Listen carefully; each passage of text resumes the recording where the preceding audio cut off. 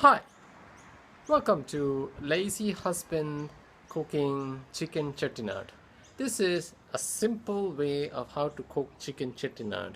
I'm not an expert, I'm just a lazy husband who want to do something very quick in the shortest possible time and not wanting to pay 14, 15 bucks or even 20 to get it from outside. So, the Lazy Husband's Cooking Guide to Chicken Chettinad.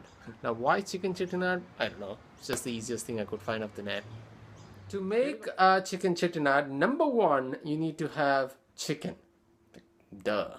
So, the chicken that was in our house was stored for about a month ago, and I never did anything. So it was just lying in the corner of the freezer. So I had to defrost it for about 5-6 hours. But let's say assume that you get chicken fresh from the grocer and you're ready to go. Chicken chopped up.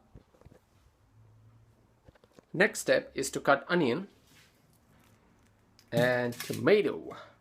Now, I know what it's saying. I know what it's thinking. Chopping. We are going to use the chopper. Now, gone are the days when you needed to chop onions and all the crying and all the sadness involved. Chopping onions is any husband's nightmare. So, if you have the chopper, that is eliminated. And it actually makes you more interested in cooking once the chopping is out of the way.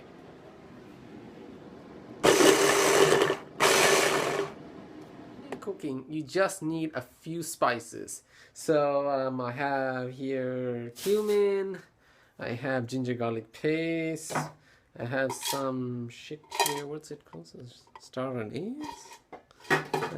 Cinnamon sticks, few strands of that, should do.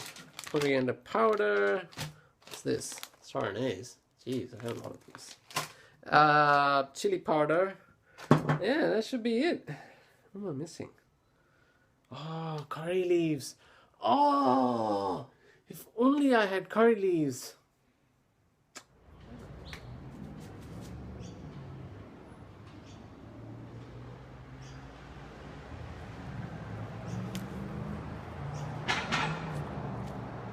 Thank you, wife.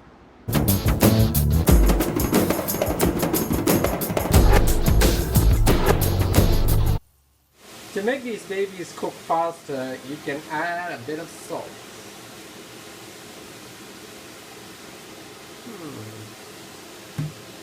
So once the onions turn brown, put in that curry leaves and a little bit of the ginger garlic paste, and just stir until keep stirring. We add turmeric.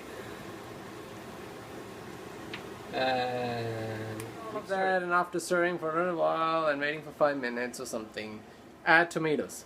And the key tip number 2 is the longer you cook the spices, the better it is. And if you're feeling it's getting burned, just lower the flame, close it, and snooze. So you put the tomatoes in, and you can put chili powder, and just put another 1 or 2 tablespoons of coriander powder. And keep stirring and close the lid and low flame, and it should be okay. So generally they say you should leave it there for a bit until the tomatoes are mashed and oil oozes out of the tomato. So then you know your spices are well done.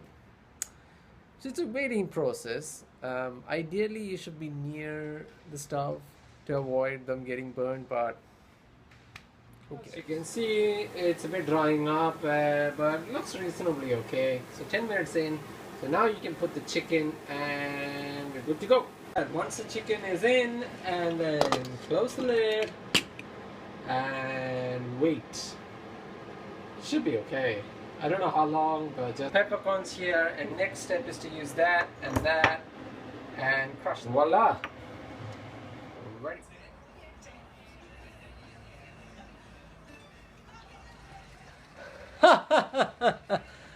Alright, so it's been over 15 minutes, I think.